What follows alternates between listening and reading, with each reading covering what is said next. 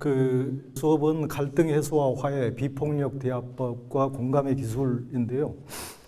그 이제 스님들께서야 워낙 이제 또 잘 아시는 또 분야시기도 하시지만은 또 현대적인 또 기법이 있고, 제가 예전에 그 어르신들한테 이렇게 들어보면 또 그 어르신들은 꼭 그러시더라고요. 이제 야, 성인들 세 분을 한 방에다가 모셔놓고 3일만 기다려봐라. 반드시 큰 소리가 나온다. 이제 그런 말씀을 가끔 어른들이 하시는데, 그러니까 사람이 이제 개인적으로야 얼마나 이제 훌륭하시든 어쩌시든, 또 사람이 같이 대중생활을 할 때는 대중생활을 할 때 어떤 나름대로의 기법이 또 필요한 것 같더라고요. 그렇지 않고 또 각자로 살아버리면은, 성인 군자들도 각자의 방식으로 살아버리면은 세 분을 한 방에 가둬놓으면은 세 분 다 또 힘드시기도 하시고 반드시 3일만 기다리고 큰 소리가 나오신다는. 그게 이제 예전에 어른들 하시는 말씀인데요.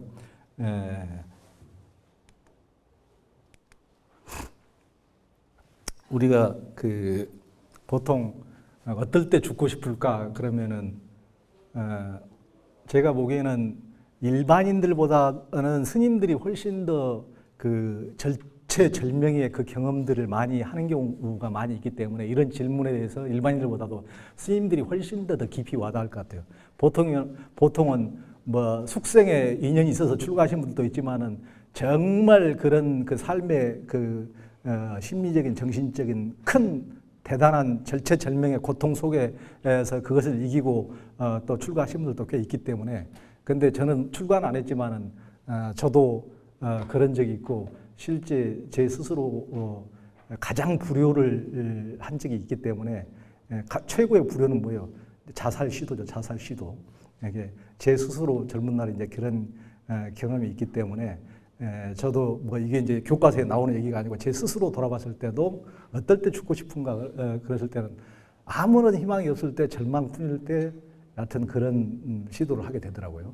그리고 자신은 무가치한 존재라고 얘기해줄 때, 자신이 아무런 살만한 가치가 없다 이렇게 생각이 될 때, 그리고 어떨 때 자살을 시도할까 할 때는 세상에 나 혼자라고 느낄 때, 누구와도 이 아픔, 이 고통을 나눌 수 없을 때, 이럴 때 이제 자살을 결국은 시도하게 되는 것 같습니다.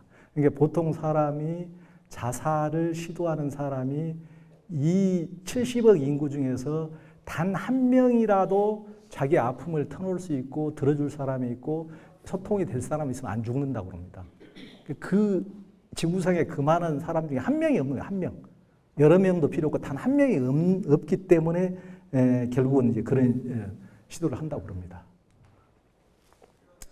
근데 우리나라가 이제 자살률이 전 세계에서 엄청나게 제일 높잖아요. 계속 뭐 16년대 일이고 그랬다는데, 우리 주변에서도 그런 생각을 하고 있는 사람이 너무나 많다고 그러고, 또 우울증 발병률도 세계에서도 가장 높은 축에 속하고, 엄청나게 그런 생각을 주변에서 하는 분들도 많이 있는데, 보통 사람들한테 왜 우리 주변에도 그런 사람들이 너무나 많은데 왜 그런 게 들리지 않을까? 그 신기할 정도죠.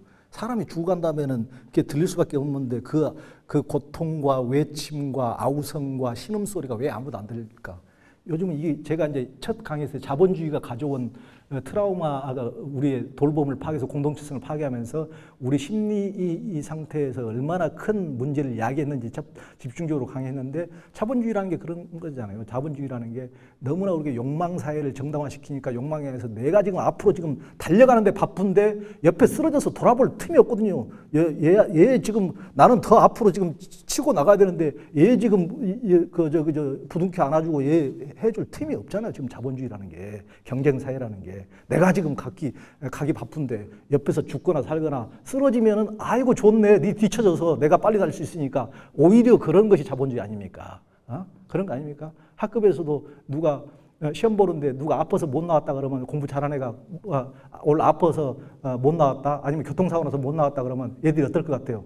아이고 불쌍해라, 안 됐어, 어쩔 거나 이렇게 하는 게 아니고, 아이고 속으로 좋아하는 심리가 올라오는 게 이 자본주의 경쟁 시스템이야, 이 자체가. 이 참 안 좋은 정말 그런 시스템이죠. 인간성을 참 말살해버리는. 그러니까 공동체의 이렇게 붕괴, 현대 자본주의 자본주의 사회에서 돌봄이 결핍되면서 우리의 내성이 엄청나게 약해졌다는 것을 첫 강의에 이제 말씀을 많이 드렸는데, 이렇게 살면은 이제 가슴 그 밑바닥에 무의식에 든든하죠. 사람의 신뢰가 되고 이렇게 하니까. 근데 전혀 그런 거 돌봄도 못 받고, 이렇게 모성도 결핍되고, 공동체도 돌봄 못 받고, 혼자 쓸쓸하고 외롭고, 가만히 있어도 밑에서부터 가슴 밑바닥에 찬바람이 늘 불고, 불안하고 두렵고, 이런 게 이제 쌓여 있으면은 이게 훨씬 더 내성이 약해진 상태, 면역력이 약해진 상태, 그런 사람이 세상을 살아가는데 훨씬 더 우울증이라든가 자살이라든가 이런 유혹에 훨씬 취약할 수밖에 없는 거죠. 근데 자본주의가 실은 이런 사회가 아니고 이렇게 우리를 이렇게 만든 사회이기 때문에 우리는 훨씬 많은 사람이 내성이 약해진 상태나 옛날 사람보다. 그러니까 훨씬 더 옛날보다도 더 지금은 더 외롭고 고립되고 그렇기 때문에 위로와 공감이 더 필요한 시대지만은, 그러나 이제 불통 시대잖아요. 훨씬 더. 왜 불통 시대예요? 그러니까 훨씬 더 지금은 이제 전부 다 개인의 어떤 욕구를 위해서 치닫는 사회이기 때문에 다른 사람, 자기의 욕구의 소리가 너무 크니까 다른 사람의 어떤 소리가 들리지가 않는 거죠. 그런데 부처님이야말로 최고의 위로자 아닙니까? 그러니까 당신은 무가치한 존재가 아닙니다. 당신도 나와 다름없는 부처님입니다. 부처님이 제 일성이 깨닫고 대각을 하시고 나서 제 일성이 이 말이니까, 부처님이야말로 누구도 죽어야 될 사람 한 명도 없다는 것을 대각구 말씀하신 것이니까 부처님이야말로 최고의 위로자인 것이죠. 근데 지금 과연 부처님을 따르시는 어떻게 승가가 이제 최고의 위로자 역할을 하는지, 저는 이제 그런 것은 약간 의문이 되고요. 지금은 이제 많이 뭐 이심전심 이렇게 하지만은, 이심전심이라는 것이 어떻게 보면은 이렇게 되고 있는 이유가 지금까지도 이렇게 뭐 전설처럼 이렇게 회자되는 게, 서로가 이심전심이 안 통하니까 어떻게 보면은 그것이 뭐 더 신화적인 이런 요소가 더 가미되지 않는가, 이런 생각이 되는데요. 그러니까 요즘은 말하지 않으면은 귀신도 몰라야, 이런 식으로 이제 이런 분들이 저는 그 얘기가 훨씬 더 진솔해요. 그러니까 정말 고통스럽고 네가 죽게 생겼으면 누구한테라도 좀 말을 해야 되는데, 말하고 끙끙 앓고 누가 알아주기를 기대하는 것은 정말 어떻게 보면은 정말 그것처럼 답답한 게 아무도 안 알아주거든요. 실은 네가 아프면 아프라고 소리를 질러, 괴롭다고, 나 죽게 생겼다고, 그래야 누가 한 사람이라도 잡아주지. 그런데 전부 다 누가 알아줄 거라고 기대하지만 누가 알아준 사람 있어요? 70억 인구 중에 아무도 결국은 이심전심 해주는 사람이 한 명도 없으니까 그렇게 많은 사람이 죽어나가는 거거든요.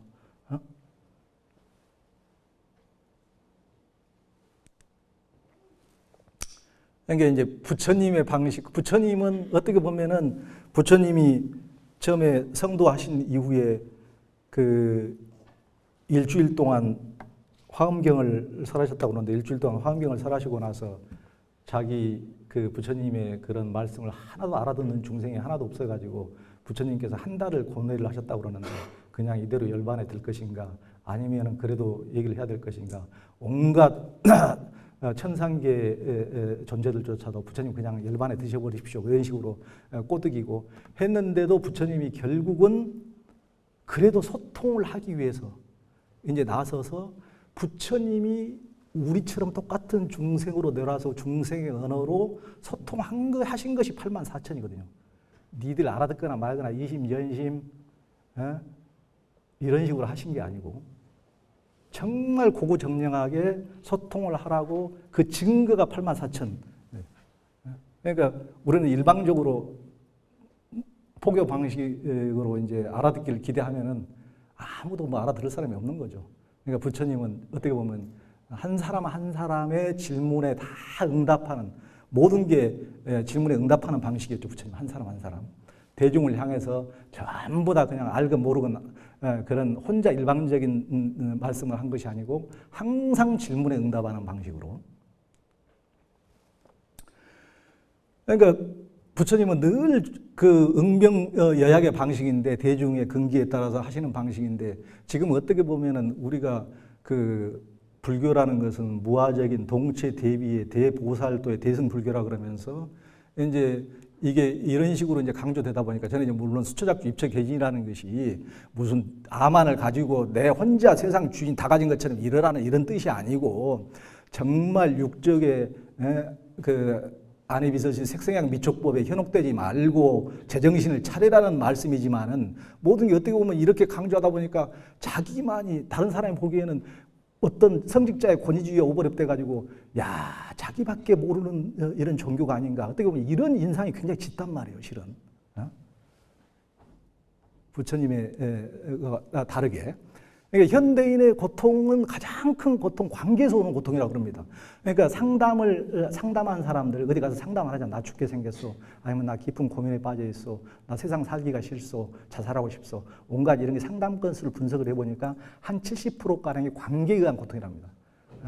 가족 간의 고통이든 학교 친구 간의 고통이든 왕따의 고통이든 모든 사람 간의 고통이라는 거예요. 요즘처럼 관계의 고통이 심한 적이 없거든요. 관계의 고통 대부분에. 그리고 요즘같이 취직이 어렵다 그러는데 취직한 사람들이 그렇게 하늘의 별 따기 취직이 하늘의 별 따기라는데 그렇게 어렵게 취직해서 4분의 1이 1년 안에 그만둔다고 합니다. 다른 사람 말귀를 전혀 듣고 싶지 않은 거야. 조금만 싫은 소리 하면은 이게 해소가 안 되는 거라. 아까 내성이 요즘 젊은 사람들의 심리 상태가 그런단 말이에요. 도저히 견딜 수가 없는 거예요. 죽었으면 죽었지. 그러니까 그렇게 어렵게 취직을 해놓고 이렇게 또 그만둬버리는 1년 안에. 제 주변에도 그런 친구들이, 제 조카들도 그런 친구들이 있었는데, 참 그렇더라고요. 그러니까 요즘 관계에 있어서 얼마나 어려운 시대인지. 그러니까 요즘 부처님은 항시 중생의 병에 따라서 치료법을 들고 나오는데 요즘 제일 필요한 치료약이 바로 관계에 대한 치료약 아닙니까? 요즘 사람들이 제일 관계 때문에 힘들어하기 때문에. 그러니까 우리는 이제 다 이런 이제 속담이 있는데 이게 다 저는 이제 불법에서 온 거 아닌가 이렇게 생각을 합니다. 말 한마디에 천냥빚도 갚는다. 가는 말이 고와야 오는 말이 곱다. 말이 씨가 된다. 콩 심은 데 콩 나고 팥 심은 데 팥 난다. 이런 식으로 이렇게만 어떻게 보면은 이제 그대로 하더라도 서로 이렇게 소통이 제대로 되고 공감이 되고 위로가 되고 될 것 같은데 과연 그러고 있는가 그런 이제 의문이 드는 거죠. 제가 이제 어제 첫 시간에 17년 전에 1년 동안 회사 휴직을 하고 인도를 돌아다녔다고 그러지 않습니까? 그런데 처음에 간 게 이제 마날리라는 곳으로 가서 BCC 온천, 그게 마을 한가운데 이제 그 노천 온천이 있더라고. 거기서 보는데 그때는 엄청나게 막 그 구도심에 불타올라가지고 저 혼자 그냥 큰 작정을 하고 큰밥 먹고 1년 휴직을 해서 이제 거길 갔는데 그리고 또 두렵기도 하고 여행도 제대로 해본 적도 없고 외국이라는 것도 거의 나가본 적도 없고 그래가지고 혼자 여행할 자신도 없는데 용기를 막 내가지고 이제 갔는데 이제 두렵고 불안한 마음으로 이렇게 하늘을 딱 보고 있는데 하늘에서 뭔가가 딱 부처님 형상의 구름이 그대로 있어요. 그래서 야, 희유하다 이제 이렇게 생각을 하고 근데 며칠 뒤에 이렇게 돌고 돌다가 어떻게 가다가 이제 라닥을 가게 됐는데 라닥에서 미륵 부처님이라고 했던 분의 형상이 제가 구름에서 딱 봤던 그런 형상이 그래서 야 이게 보통이 아니다. 그랬더니 미륵 부처님은 이제 저는 이제 뭐 미래불 우리 뭐 금산사가 뭐 미륵 이런 생각만 하고 있었는데 거기서 마이트레아라고 미륵이라는 뜻을 이렇게 그분들한테 들어보니까 그게 친절이라는 뜻이다. 그래서 저는 어떻게 보면은 제 개인으로서는 굉장히 큰 그때 제 나름대로 큰 어떤 불교를 이해한 어떤 전환점이 있다 그럴까. 그러니까 예전의 불교라면은 다른 종교하고 어떻게 보면 큰 차이, 어떻게 물론 마음을 깨닫는다고 그러지만 제가 보기에는 다른 종교하고 큰 차이가 없이 어떤 교조를 숭배하는 일방적으로 어떤 영웅 중에 대영웅인 부처님을 숭배하는 이런 건 줄 알았는데 야 미래의술 부처라는 것은 이것은 그런 식으로 대접받고 이런 식으로 내가 숭배를 받고 절대 경배를 받는 것이 아니고 이렇게 친절한 게 진짜 친절하신 분이 미래에 오실 부처님이구나. 제 스스로 엄청나게 그런 그 자각이 일었던 때가 있었는데요. 지금 그것뿐만 아니라 그 달라이라마나 이런 분들도 말씀하신 거 보니까 그들 보니까 딱 그런 말씀 하시더라고요. 그러니까 친절이 없다면 사회가 유지될 수 없을 정도로 중요하다. 친절이 없다면 사회는 존립 자체가 불가능하다. 친절이 사회 자체고 사회는 바로 친절이다. 친절이 바로 공동체고 친절한 것이 바로 불교다. 이런 식으로 굉장히 친절을 가장 강조하시다. 달라이라마尊자님도. 그러니까 이제 티베트 명상수행은 항시 어떻게 보면은 그 다른 사람들 대중들이 이해할 때는 불교라는 것이 뭐 그 자리 이탈의 종교가 아니고 자기 위주의, 자기 권위적인, 자기 주인공의 종교 아니야 이런 식으로 인식할 만큼 어떻게 왜곡되고 그런 식으로 생각할 가능성이 지금 많은데, 근데 티베트는 내가 행복을 원하고 고통을 바라지 않는 것 같이 이 사람도 행복을 바라고 고통을 원하지 않는다. 굉장히 이타적인, 처음부터 끝까지 이타심을 보살 아래 어떤 이타심을 부추기는 것으로 시종일관 그런 수행들이 대부분이더라고요. 그래서 저도 한 10일씩 그 달라이라마 계신 투시타 센터에서도 이렇게 가서 이렇게 해보면은, 수행을 해보면은, 아이고, 한국 수행은 아무것도 아니고, 거기 가면 지루해가지고 계속 그 이타심을 불러일으키는 그냥 시종일관 10일 내내 그것만 막, 연불하도록 하니까 어떻게 보면 재미도 없는데 그것을, 마음의 깊은 무의식에 그걸 이렇게 심어주는 거야, 보살심을. 이런 느낌이 많이 들더라고요. 그리고 이제 틱략한 스님의 그 말씀 중에도 제가 이건 굉장히 이제 좀 귀에 와닿았는데, 그러니까 사람들한테 대할 때 어떤 음식을 권할 것인가. 그리고 인간관계에서도 그것하고 똑같다는 겁니다. 그러니까 우리는 서로가 서로에게 음식물이라는 거예요.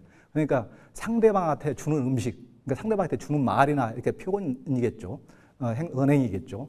우리의 관계가 잘 유지되는데 도움을 줄 수 있는 음식을 선택해야만 합니다.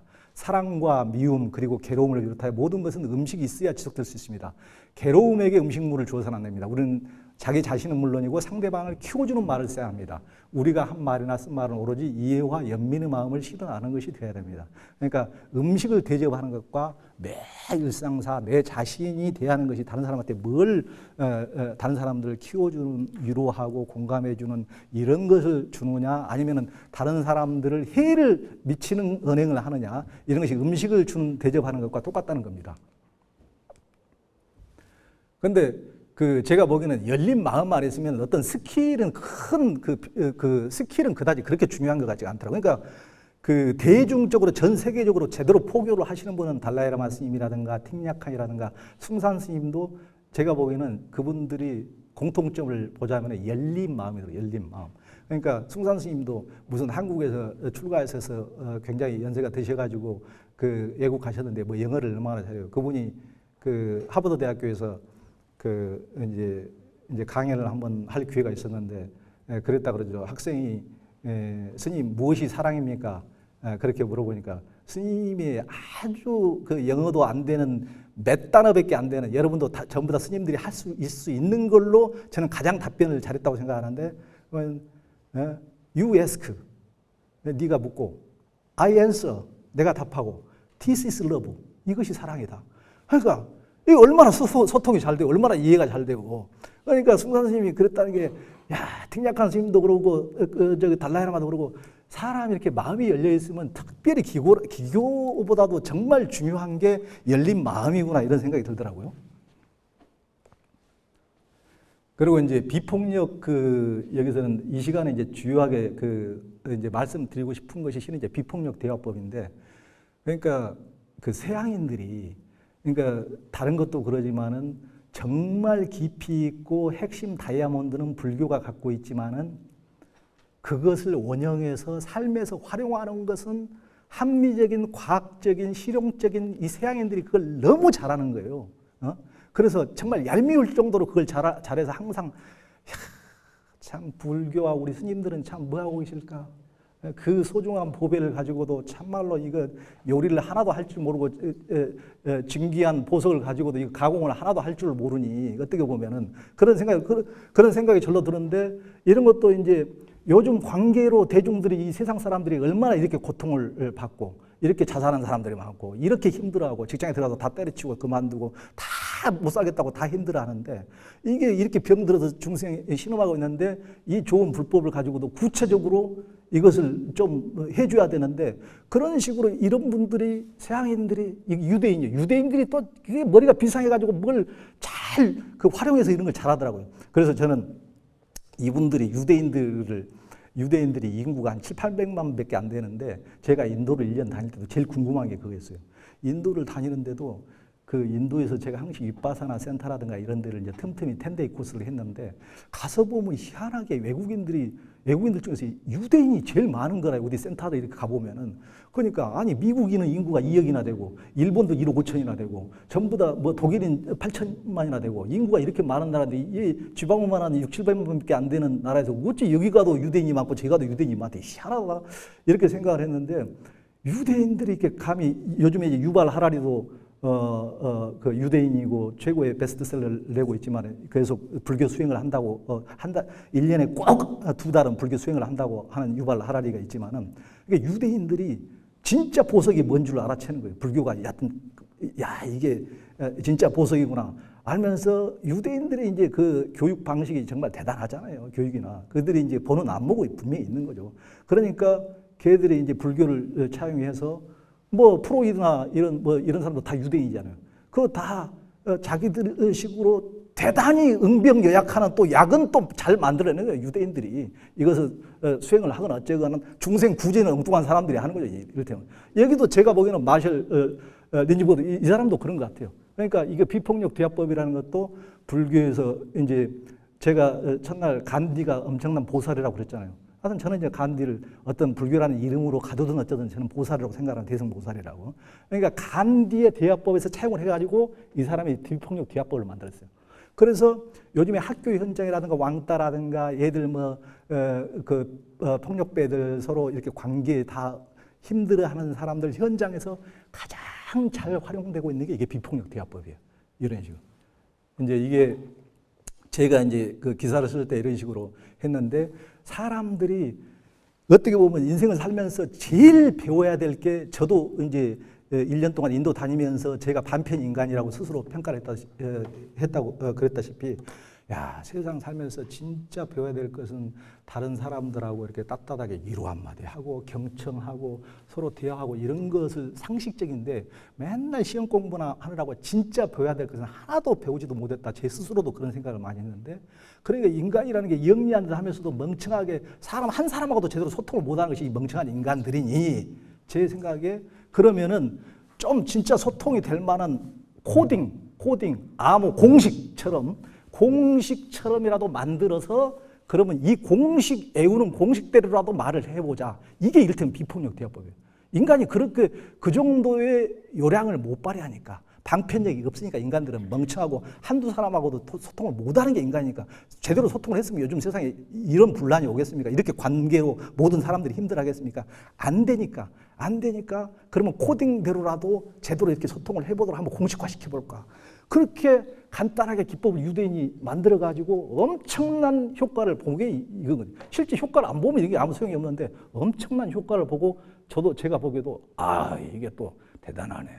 이게 불교는 엄청난 다이아몬드 만 톤을 가지고 1톤도 활용 못 하는데 이 사람은 1톤을 어디서 보고 나서 1톤을 또 1000톤처럼 이렇게 잘 활용해 먹는구나. 이런 느낌이 들더라고요, 이렇게. 이게 이제 비폭력 그 대화법은 실은 이게 앞에 몇 줄만 한번 읽어보겠습니다. 이게 MVC라고 이제 그러는데 이게 이제 영어로 이제 비폭력 대화라는데 이 연민의 대화로 부르겠다. 여기서 말하는 비폭력은 간디가 사용한 것과 같은 뜻으로 씁니다. 간디가 이제 굉장히 비폭력 대화법을 했고 이제 우리가 전혀 폭력적이지 않다고 생각하면서 말할 때도 종종 본의 아니게 자기 자신이나 다른 사람에게 상처를 입히고 마음을 아프게 한다. 당연히 아프게 하죠. 우리는 늘 아픔을 주고받죠. 서로가 의도치 않게. 우리가 날 때부터 지닌 연민이 우러나는 방식으로 다른 사람들과 유대관계를 맺고 우리 자신을 더 깊이 이해하는 데 도움이 되는 구체적인 대화 방법이다.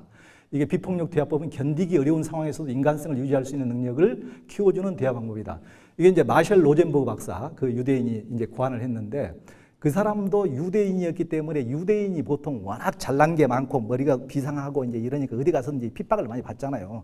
어디 가서 이제 같은 그 유럽 같은 데서도 히틀러가 이런 식으로 나치들이 유대인을 이렇게 한 데는 그만한 원인이 있죠. 유대인들이 워낙 비상하고 어디 가서 자린고비처럼 돈을 잘 모아서 막 그 고리로 사채업자 노릇을 하고 이러니까 이제 미움을 많이 받고 쟤들만 없으면 그래도 우리끼리 좀 살아볼 텐데 쟤들이 좀 돈을 다 싹쓸이하고 이런 식으로 이제 그 얄밉게 많이 보이니까 이 친구도 이제 유대인으로서 그런 고통을 골목에서 친구들 사이에서도 그런 고통을 많이 겪고 그러다 보니까 뭐든지 상처가 있고 고통이 있는 곳에 치료약이 나오잖아요. 자기 스스로 이제 고통을 겪다 보니까 이런 방법을 서로 어떤 식으로 대화하면은 제 분노를 분노를 수그러뜨리고 원활하게 관계를 할 수 있을까? 제2의 나에 대한 증오심과 살심을 좀 덜하게 이렇게 정화시킬 수 있을까? 이런 고민을 했을 거 아닙니까? 그런 고민을 통해서 이제 비폭력 대화법이 나와요. 자기가 그런 고민을 통해서 자기가 그런 아픔을 겪다 보니까 늘 고민하다 보니까 간디식으로 하면 되겠구나. 간디는 투쟁을 하면서도 정말 이런 원칙을 지켜가면서 불교적인 원칙, 그런 비폭력 아임사 정신에 따라서 그런 대화법도 그런 원칙에 충실하게 따랐는데, 그런 식으로 하면 되겠구나 해서 이렇게 이제 개발한 방식이란 말이에요. 이제 마셜 로젠버그 박사에 대해서 이제 설명을 했는데, 이게 35년 전에 이제 어린 시절부터 마셜이 두 가지 근본적인 이제 질문에 대한 답을 찾고 있다고 합니다. 그러니까 우리 인간이라서 원래 서로를 돌보면서 돕는 일을 즐기는 존재인데 왜 이렇게 됐는가? 심지어 사랑하는 사람들과의 관계에서조차 사람들은 왜 상대방한테 거친 말을 행사하고 고통을 만들어내는가? 둘째, 그런 반면 어떤 사람들은 어떻게 해서 폭력적인 상황에서도, 이를테면 부처님 같은 존재, 또 신통 제일 목건년 같은 존재, 또 우리 이제 불교에서는 이제 그런 분들이 워낙 많으니까 이제 그런 존재들은 어떻게 그런 상황에서도 연민을 유지하고 이럴 수 있을까? 근데 우리는 모든 것을 신법으로만 해결하려고 이심연심 맨날 그것만 하고 있는 사이에 구체적으로 기법만 조금만 달리해도 상황이 엄청나게 달라지더라는 것을 이분이 이제 개발해서 그것을 적용을 한 겁니다. 그러니까 이제 여기 이제 그 비폭력 대화법에 이제 관찰하고 느낌과 이제 필요 욕구 이게 요청, 제가 보기에는 이 방법들을 그 비폭력 대화 센터 같은 거 여기서 이제 한 3일 과정 이런 과정들이 있거든요. 저도 이제 이런 걸 해봤는데 제가 보기에는 정말 성직자들은 우리 이제 출가자 스님들은 수행자들은 반드시 그걸 해볼 필요가 있어요. 왜냐하면 자기 혼자 사는 것이 아니고 대중들을 상대로 하기 때문에 구세 제중의 우리 스님들은 반드시 제가 보기에는 구체적으로 이런 것들은 아주 그러니까 금덩이를 보배를 가지고도 사소하게 중생 구제가 1000분의 1도 안 되는 거니까 현실적으로. 그러니까 중생들한테 이 선진 기법을 활용해서 이렇게 하는 방법이 필요한데 그런 것도 이제 그런 것을 기독교나 이런 분들이 아주 제가 이제 여기 요즘 강연 요청도 많이 받았는데 제가 강연 전문가도 아니지만은 제일 기쁘게 여기 이 자리를 오는 것이 우리 어디 강연 가면은 저희는 스님들한테 이런 것을 좀 알려주고 싶은데 구체적으로 가르침을 준다 이런 것이 아니고 뭐가 있다. 스님들이 좀 해보시고 좀 배우면 좋겠다. 직접 가서라도 이런 거라도 좀 알려주고 싶은데 기회가 없는 거라요. 스님들 어디 가서 강연해도 목사님들은 순전히 엄청나게 오시는데 스님은 안 오시네. 생경 가봐야 스님들은 뭐 하고 계시는지. 그래서 이게 이제 여기 조교정에서 이게 교육원에서 불러준다니까 기쁘게 오고, 제가 오늘 저녁에도 불교에서 공동체 학당이라고 이제 공동체에 대해서 한 10강좌 배운다고 첫 강좌를 저보고 오늘 저녁에 또 해달라 그래서 제가 그렇지 않아도 지금 힘들어 죽겠는데 좋아, 그건 내가 무료 강의 해줄게. 불교라면 해준다고 또 오늘 지금 서서 7시간 달리게 생겼네요. 제가 지금. 그러니까 이런 식으로 이제 그런 마음이 들었는데, 그런 어디 하면은 이게 뭔가를 좋은 기법이 있고 하는 것은 배우려는 자세가 기독교는 정말 대단해요. 제가 보기에는 그 열정과 에너지와, 그러니까 그게 남의 잘 되는 꼴을 시기만 할 게 아니에요. 불교가 그만큼 노력을 하지 않는 것을 또 봐야 된단 말이에요. 그런 것을.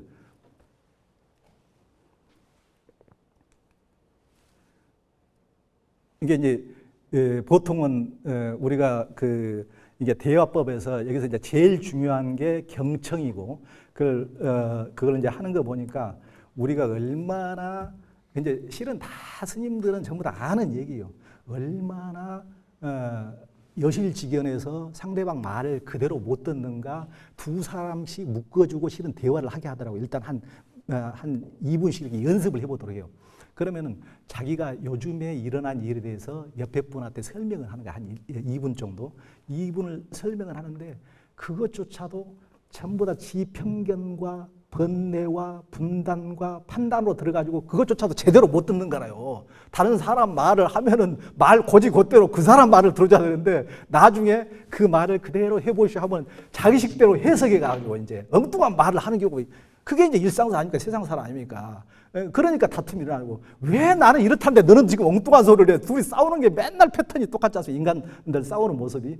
내가 지금 이렇게 얘기했으면 이렇게 들어줘야 되는데 너는 왜 또 내가 이렇게 큰 소리로 이렇게 얘기를 했는데도 너는 또 엉뚱한 소리를 하고 있어. 인간 늘 그런 싸움 패턴이 반복되거든요. 그러니까 안 듣는다는 얘기거든요. 목소리가 아무리 크다고 해서 듣는 게 아니고, 서로 대화를 한다고 앉아 있는다고 해서 듣는 게 아니고, 그 사이에 지 번뇌, 지 편견 속에 사로잡혀서 안 듣고, 그러니까 경청이라는 것이 얼마나 중요한지 있는 그대로 일단 들어본다는 거. 있는 그대로 판단은 그 이유하고, 일단은 1분이라도 있는 그대로 한번 들어본다는 거. 그걸 이제 굉장히 그걸 강조를 합니다. 그럴 때 연습을 하게 돼요. 연습이 필요하더라고요. 연습이. 예? 제가 보기에는 학력 수준이 높고 잘나신 분들수록 판단이 아주 높기 때문에 더한데도 더한데, 아주 더한데, 이미 한 두 마디 나오면 말 안 해도 내가 안다 이래버리니까, 아니 내 지금 말 끊이지도 않은데 내는 지금 이렇게 지금 내 지금 감정이 어떻고 이렇게 지금 일단은 들어봐야 되는데 안 들어보고 한 세 마디 두세 마디 들어보고 에이 뻔하다 이래버린단 말이에요. 이게 이제 회복적 서클이라고, 이것도 이제 어떻게 보면은 비폭력 대화법 이후에 거기에 어떤 자극을 받아가지고 만든 건데, 남미에서 빈민촌에서 만든 건데, 이것도 제가 직접 해보니까 굉장히 효과가 있는데, 이 사람들도 자기들이 뭐 빈민촌 같은, 그러니까 오직 폭력이나 갈등이 많겠어요. 그런 문제가 많으니까 이 사람이 생각을 해보니까, 야, 거기에 남미에서 옛날에 인디언들이 살았는데, 인디언들이 문제가 생기면 뺑 둘러 앉아가지고 모닥불 주변에 올려 앉아서, 그래 니는 나무, 촌, 니는 뭔 문제가 있지? 어땠지? 서로 얘기하고 서클, 원을 그려가지고 이런 식으로 서로 경청하고 대화하면서 문제를 풀어가더란 그런 모습을 봤는데, 야, 그런 식으로 해보면 어떨까?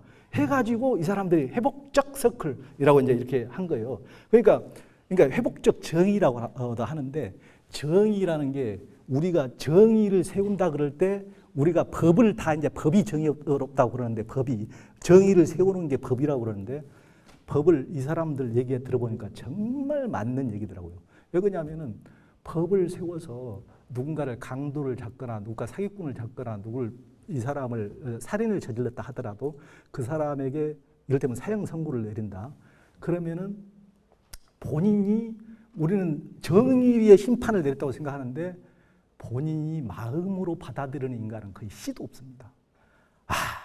지가 잘못을 저질러놓고도 감옥에 가면서도, 야, 내가 돈만 있었으면, 권력만 있었으면은, 힘없고 정말 이것이 억울하고 분하구나. 전부 다 이런 식으로, 정의가 아니고 전부 다 분노. 지가 잘못을 저질러놓고도 분노하지. 우리는 아무런 이해도 없나, 가해자나 피해자에 대해서 어떤 이해도 없단 말이에요. 법의 심판으로만 가면 어떤 이해도 없거든요. 그러니까 이제 모여서 이제 대화를 하는, 현장에서 학교 폭력이나 왕따가 많은 학교나 직장, 가족 내 갈등 현장에서도 이런 식으로 이제 모여서 원으로 둘러앉아서 이렇게 대화를 합니다. 그게 이제 대화하는 기법이 있어요. 기법이 있는데, 이제 경청이 굉장히 좋아요. 이게 이제 뭐, 그러니까 저는 이제 이것을 직접 이런 데 가서 한번 연습을 해 보시고, 그러니까 교회가 이것도 한다고 어디 찾아갔더니 이것도 교회에서 하더라고요. 교회에서 뭐, 교회하고는 아무 상관없는 사람들이 와서 듣기는 하던데, 이게 이제 2일 동안 프로그램에 인천 어디서 하던데, 이런 걸 많이, 그러니까 그 인디언에서 차용하는 방식인데, 어떻게 보면 이걸 교회에서 훨씬 더 이런 것도 많이 사용을 해요. 뭐 상담이고, 뭐 좋은 기법들은 정말 거기서, 그래서 이 사람들이, 대중들이 이런 식으로 교회를 또 가는 이유가 있어요. 무슨, 그 예수님만 믿어서 가는 것이 아니고, 정말 삶에서 활용되는 것들을 많이 하고 있거든. 그걸 이제 한단 말이야. 이것을 왜 절에서는 못 하겠어요? 절이 훨씬 더 이게 할 수 있는 것들인데. 그러니까 직접 배워서 이제 해야 되고, 이게 이제 그 핵심만 얘기하자면은 굉장히 핵심이, 그러니까 아주 쉬운 거예요. 예를 들면 이제 둘이 이렇게 얘기를 한다. 그러면 어떤 분이, 내가 오다가 뭐 어떤 사람이 나한테 그 욕을 해가지고 정말 내가 지금 마음이 아니야, 뭐 이런 식으로 하면은, 뭐 스님 뭐 그까진 걸로 왜 그래, 뭐 이런 식으로, 뭐 우리는 대화 방식이 뭐 이런 식인데, 일방통행인데, 핵심은 일단 상대방의 말을 그대로 되풀이해 주는 거예요. 간단한 기법인데 또 효과가 엄청나요. 자기가 했던 말, 스님 오시다가 어떤 친구가 스님한테 뜬금없이 그런 그렇게 했단 말이죠. 그것만 가지고도, 그러니까 지금까지는 내가 말을 하면 상대방이 항시 건날 꼴로 들어버리고 엉뚱한 소리를 하는데 자기 판단이나 하고 충고나 해주고 판단 분별밖에 돌아오는 게 없었는데, 그래서 에이 괜히 내가 미쳤지, 니한테 얘기한 내가 그러다 항시 그 대화해놓고도 항시 껄쩍지근한 게 우리의 그 대화 방식인데, 그런 식으로 그게 제대로 경청을 해야 그대로 되돌려서 똑같은 멘트를 해주잖아요. 그러니까 똑같이 상대방에게 그 멘트를 해주는 것만 가지고도 엄청난 효과를 받아요. 그 핵심은 그런 거예요. 핵심은. 그걸 연습을 해보고 직접 해보면 그게 얼마나 효과가 있는지 알 수가 있어요. 이건 이제 직접 한번 해볼 필요가 있습니다. 이제 거기서도 이제 그 어떤 갈등 상황에서 구체적으로 전부 다 같이 이 갈등 상황이라면은 어떻게 해보자. 당사자들끼리 5명끼리 둘러 앉아서 이렇게 이제 풀어가는 방식으로 이렇게 얘기를 했습니다. 그런 식으로. 그리고 요즘에 이제 그런 공감 대화로 어떻게 보면 굉장히 요즘에 이제 날리고 있는 사람이 정혜신 박사인데, 정신과 의사. 이분이 그 세월호 현장이라든가 이런 데 현장에서 이걸로 이런 공감 대화법으로 이런 식으로 엄청나게 상당히 많은 사람들을 위로를 했죠. 그러니까 그 처음에는 이제 세월호나 이렇게 워낙 그 말도 못한 충격과 고통에 휩싸였기 때문에 그분들이 무슨 치유라든가 이런 말만 나와도 아주 질겁을 하셨거든요. 그런 것은 무슨 치유는 치유야, 이제 이런 식으로 다 그럼 우리를 치유한단 말이야. 지금 너무나 고통스럽고 죽고 싶은데, 그러니까 분노 상황이 있기 때문에 그런 것조차도 정말 접근하기가 어려웠는데, 이분이 이제 그런 걸로 그걸 이게 충고를 한다든가 판단한다든가 그런 게 아니고, 그런 마음이 드신다는 거죠. 그분 말을 그대로 듣고 그대로 되돌려주는 거. 그러시다는 거죠. 그런 마음이시다는 거죠. 이런 식으로 그것만 가지고도 이 마음이 이제 풀리기 시작하는 거예요. 그러니까 요즘에는 얘들한테 공감을 안 해주면 택도 없어요. 얘들 중고등학생이라도 지 말에 공감 안 해지 아빠라고 부모라고 그 평가하고 분단해서 이리에 저리에 요즘 애들이 시도 안 막혀요. 시도 안 막혀. 전혀. 대중들이라고 말할 게 있겠어요? 그러니까 이런 방식의 사람이 시대의 흐름에 따른 사람들의 마음의 심법에 통할 수 있는 이런 것을 해야 돼요. 자기 자식도 안 통한데, 자기 생각만 가지고 판단하고 충고해봐야 시도 안 막히는데요.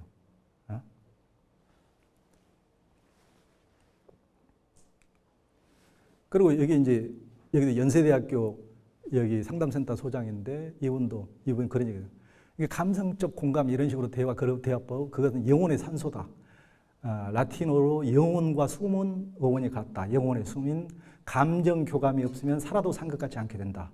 자해를 하는 아이들도 자신의 아픔과 고통에 대해 공감을 받지 못해 영혼의 숨을 쉬지 못하면 살아도 상급같지 않다. 그래서 정말 살아있는지 보려고 자해를 해서 피가 나야 하는 것이다. 그러니까 진짜 나는 힘들다고 뭔가를 표현을 하는데 부모는 한마디도 그래, 네가 이렇게 아팠어, 그랬다는 얘기지, 이런 식으로 공감을 해주는 것이 아니고, 야, 네 때는 다 그런 거야. 이제 일단 판단, 충고. 에이, 그래가지고 네가 커서 뭐가 되겠냐? 또 충고, 판단과 충고, 충조 평판 이런 식으로 하니까 영혼의 숨이 안 쉬는다는. 너무 힘들어. 그래서 결국 자해를 막 팔을 긋고 하는 애들이 하도 숨이 안 쉬어지니까 지가 살았는가 죽었는가 보려고 피가 나면 나 안 죽었네. 거기서 자해를 한다는 겁니다. 그 정도로 애들이 숨막혀 한다는 거예요. 소통이 안 되면.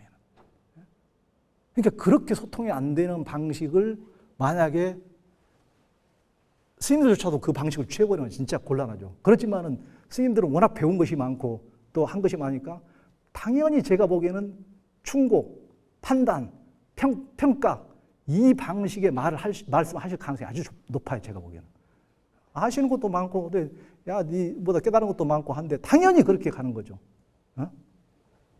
이렇게 이제 부처님의 경청법은 부처님의 일방 통행식은 전혀 아니고, 이게 어떤 비구가 부처님 앞에 나가서 세존이시여 이제 저를 위해 간략히 법을 설하여 주시옵소서.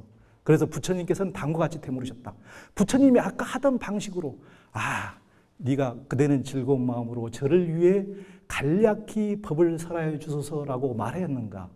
다시 부처님께서 여실직연하고 제대로 문자 그대로 판단해서 그러냐. 부처님처럼 위대하신 분이 어디가 있어요. 다 말 안 해도 다 알아버리는데 그렇게 하지 않고 뭐 네의 고통 네가 말 안 해도 다 이렇게 하지 않고 네가 이게 이랬던가 이런 식으로 똑같이 되풀이해서 물어주신단 말이에요. 이게 경청, 네 말을 내 100% 경청을 했노라. 그래서 그대로 되풀이해서 이런 식으로. 그러니까 이게 비폭력 대화와 그 회복적 서클의 원조가 부처님 원조가. 네? 원조가. 겉낫으로 듣는 게 아니고 제대로 들었노라. 그런단 말이지. 그러고 이제 답변 시작한단 말이에요. 그러니까 여기에 이제 생택지 벨의 어린 왕자에 하는데 제가 이제 우리가 이제 40 이상 80종호 하지만은 늘 대중들이 보기에는 뭐 구별이 안 가고 부처님 보통 보면 부처님 귀밖에 안 보이잖아요. 부처님 귀밖에 안 보이고 귀가 제일 부처님은 많이 경청을 제대로 우리의 고통을 다 외침 나 죽고 싶어 나 자살하고 싶어 나 지금 너무 힘들어 그것을 들어주실 분으로 대중들이 마음에 한 게 이제 그게 표현 아니겠습니까? 부처님의 귀를 항시 엄청나게 크게 항시 하는 게 이제 구세 이게 중생들의 염원이 담긴 거라고 저는 생각을 하는데 천수천안도 마찬가지고 그러니까 천수천안도 제대로 듣지 않으면은 정말 여기가 가려운데 고무다리만 긋고 있으면은 해소가 먼저 제대로 듣는 게 중요하잖아요. 제대로 천개의 손이 있으면 뭐 제대로 들어야 아픈 데를 긁어주는데 나는 여기가 아프다는데 또 스님은 엉뚱한 판단하고 엉뚱한 분별하고 엉뚱한 말씀하시네. 어이구 속 터져 또 속으로 돌아가면서 중생들은 그럴 가능성이 있단 말이에요. 그러니까 제대로 들어야 제대로 하는데 제가 보기에는 어떻게 보면은 스님들이 제대로 들으실까? 저는 이제 이런 점에서는 굉장히 의문을 갖고 스님들은 올 때 훨씬 말씀만 많이 하시는 분이지 절대 들어주시지는 않는 분 이런 식의 생각을 많이 갖고 있지 않을까. 스님들 스스로 생각은 어떠신지 모르겠어요. 그럴 가능성이 저는 높다고 생각합니다. 그러니까 이제 여기 생택지벨의 어린 왕자 보면은 세상에서 가장 어려운 일이 뭔지 아니?